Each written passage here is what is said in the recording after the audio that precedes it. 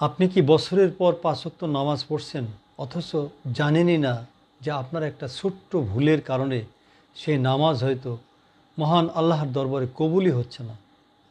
আজই নিজের নামাজটা একটু মিলিয়ে নিন।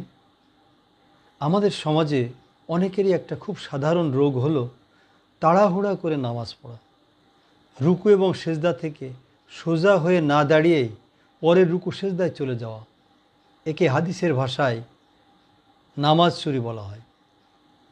রাসূলুল্লাহ সাল্লাল্লাহু আলাইহি ওয়াসাল্লাম বলেন, আল্লাহ তাআলা ওই বান্দার নামাজের দিকে তাকান না যে রুকু ও সেজদার মাঝখানে নিজের পিঠ সোজা করে দাঁড়ায় না।